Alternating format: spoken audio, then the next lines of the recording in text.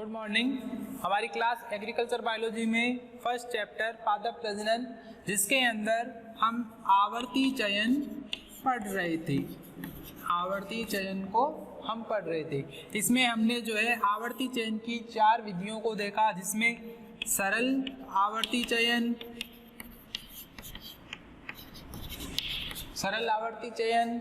Second इसके अंदर हम आज पढ़ रहे हैं जो सामान्य संयोजन क्षमता का,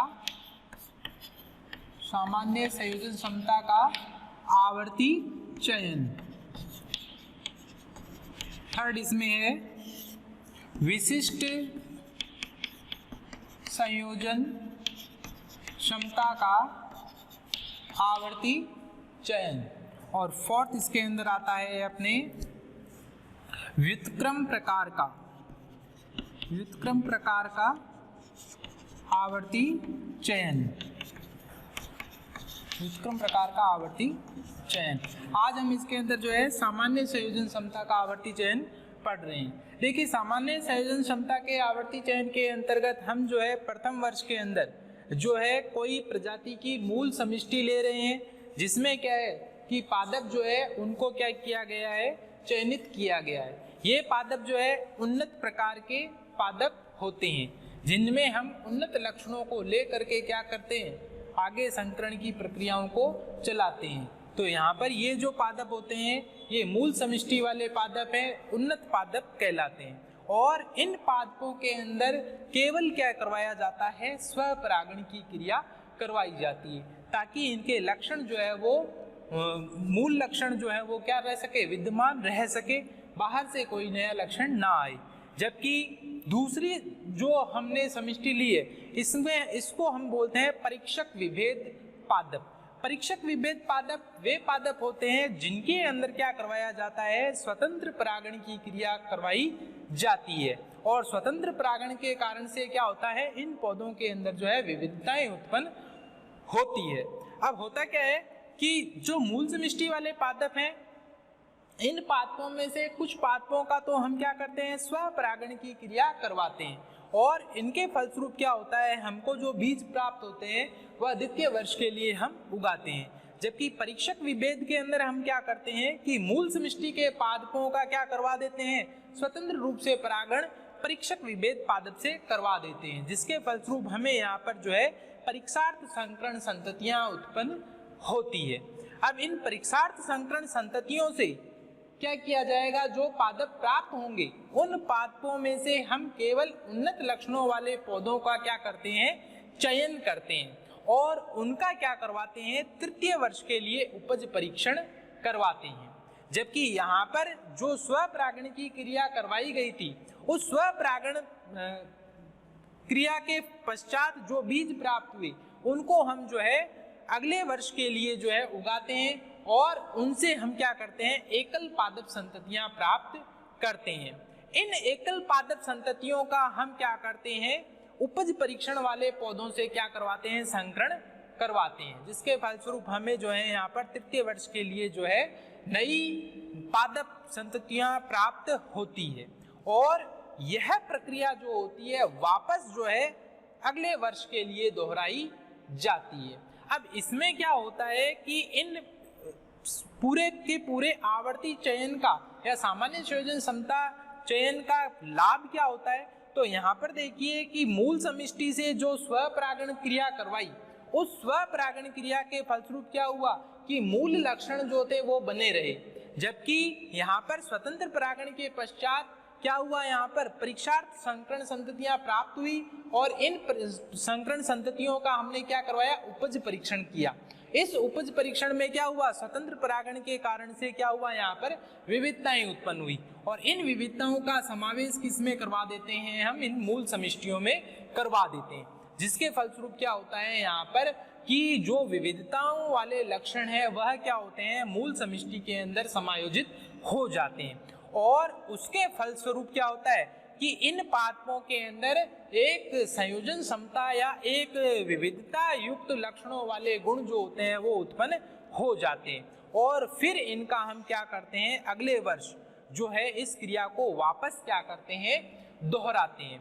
इन क्रिया को वापस जब दोहराया जाता है तो वापस से क्या किया जाता है, मूल समष्टि के पादप जो है वो ग्रहण किए जाते हैं और यहाँ पर जो है परीक्षक विभेद के रूप में जो है दूसरे नए पादपों को लिया जाता है और वापस यही क्रिया जो होती है ये क्या होती है, चौथे वर्ष जो है दोहराई जाती है।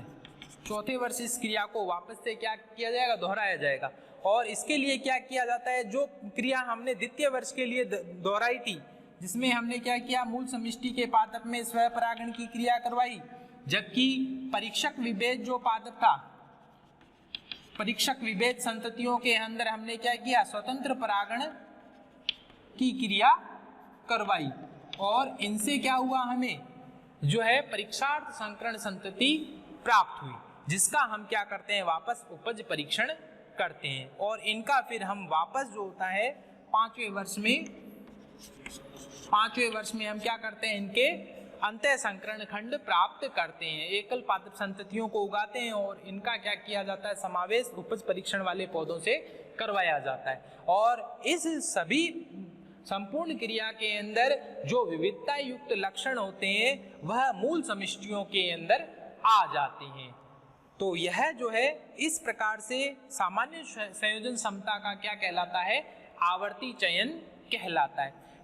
जो सामान्य संयोजन क्षमता का आवर्ती चयन की जो विधि है, यह विधि जो होती है सर्वप्रथम जैकिंसन नामक वैज्ञानिक ने जो है इसे सर्वप्रथम प्रयुक्त किया था 1940 के अंदर। तो जैकिंसन ने जो है सर्वप्रथम इस संयोजन क्षमता की विधि को जो है विकसित किया।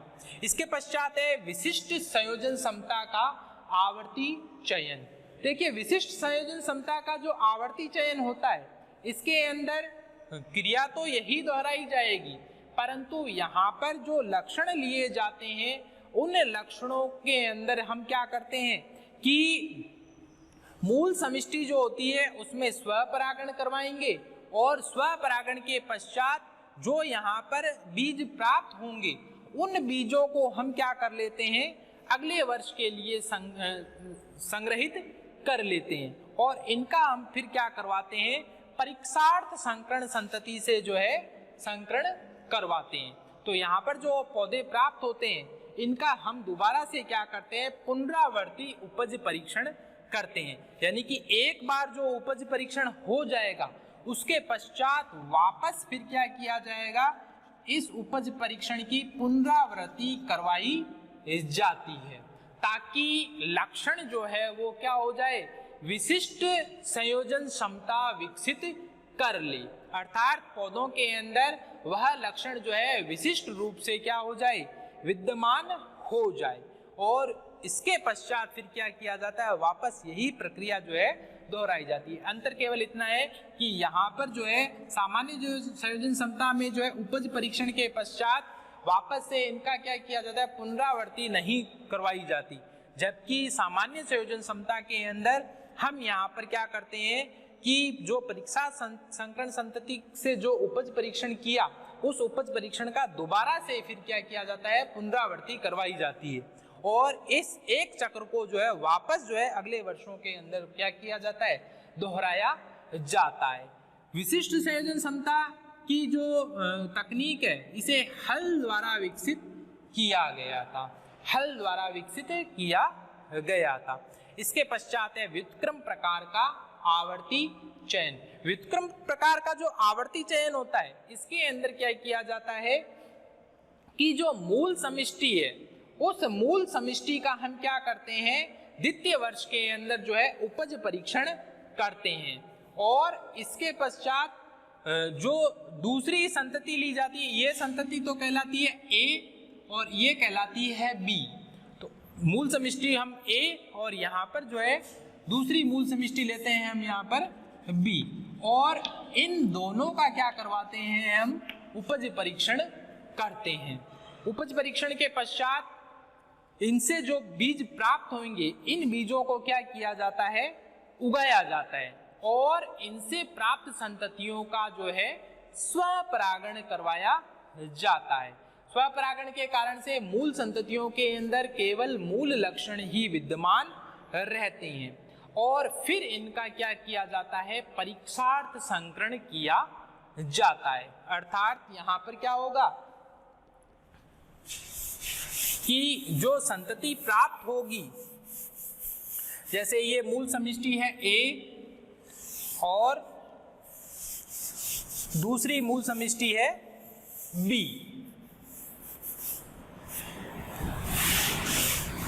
इनमें क्या करवाया जाता है कि स्वपरागण की क्रिया करवाई जाती है, स्वपरागण की क्रिया करवाई जाती है।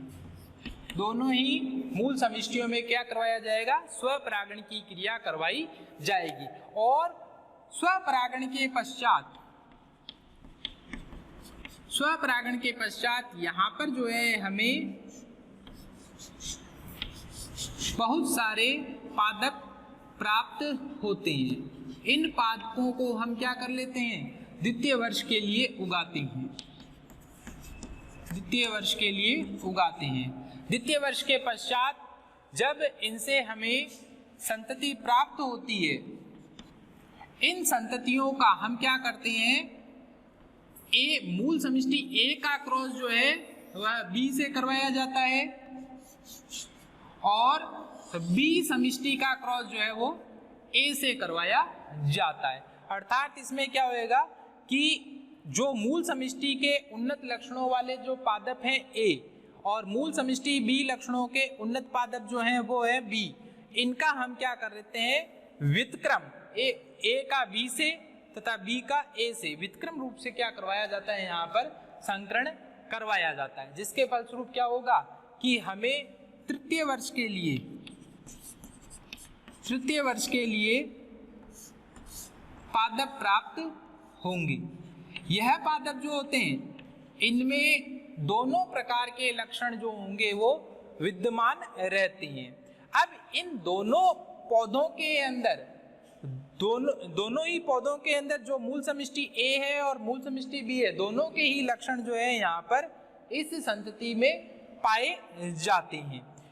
ये जो संतति होगी इसके अंदर क्या होगा कि स्वपरागण की क्रिया करवाई जाएगी और स्वपरागण से क्या होगा, यहाँ पर नए पादप हमको प्राप्त होंगे जिनमें दोनों ही समष्टियों के गुणों का क्या होता है, समावेश रहता है। और इस प्रकार से यह प्रक्रिया जो है लगातार तीसरे, चौथे और पांचवें वर्ष जो है दोहराई जाती है और अंत में हमें यहाँ पर क्या होता है कि उन्नत लक्षणों वाले जो पादप हैं वो प्राप्त होते हैं। तो यहाँ पर क्या है, व्युत्क्रम आवर्ती चयन के अंदर केवल इतना ध्यान रखना है कि द्वितीय वर्ष के पश्चात क्या करवाया जाएगा, मूल समष्टि ए के पादपों का क्रॉस मूल समष्टि बी से करवाया जाता है और मूल समष्टि बी के पादपों का क्रॉस मूल समष्टि ए से करवाया जाता है।